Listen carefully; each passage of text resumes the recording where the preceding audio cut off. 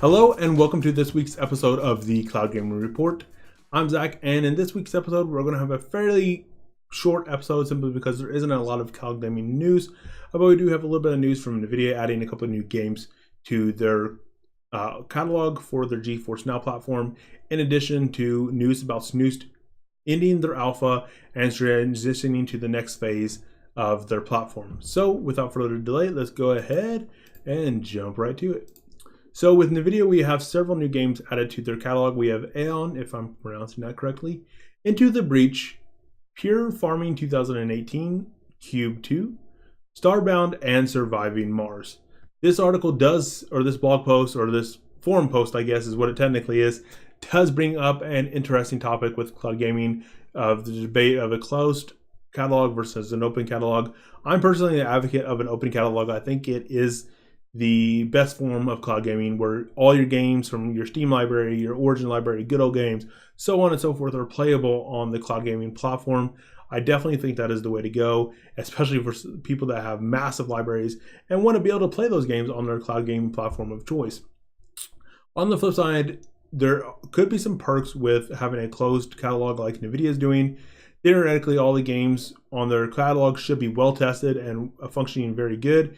In addition, they should be able to, since they have a smaller catalog, be able to automatically adjust the quality settings based upon the resolution and the frame rate that you're attempting to achieve for those games. I'm not sure if they do that or if they're have any plans to do that. I have requested to join the beta, but I haven't been invited yet. But if I ever do get added to the GeForce Now beta, I definitely will 100% be adding that to my testing suite when I go through testing different games with all the cloud gaming platforms. And having an open catalog also is not flawless. Overwatch is a game that really rings my bell in terms of cloud gaming. I've heard reports of, with certain cloud gaming platforms, Overwatch having a black screen due to anti-cheat measures and the way that certain cloud gaming platforms capture the screen. In addition, I've heard reports of issues with Overwatch 2 with being banned, which is also an anti-cheat method, or being caused from the anti-cheat measures of Overwatch, and that's likely due to the way that certain cloud gaming platforms also capture the mouse. So that is indicating that that open catalogs are not completely flawless, but at least having the availability to play your games is definitely a benefit in my opinion, and that's why I personally believe that having a completely open catalog is the way to go in the future. But there are some benefits possibly to having a closed platform. So only the future will tell. Nividia is doing some very good things with their GeForce Now platform. They are opening a ton of data centers, and having a data center closer to you is always going to be beneficial in cloud gaming. And that closer to you doesn't necessarily always mean in your physical distance or your as the crow flies distance. Sometimes a server might be technically a little bit farther away from you, but you might have a faster route just due to the way that our network infrastructure is built up in the US. But having more servers in a region is definitely around a good thing. So moving on, we have a little bit of news with Snoost. Snoost is ending their alpha and temporarily closing down their cloud gaming platform. A week ago, we had a report with Snoost integrating with or partnering with Parsec.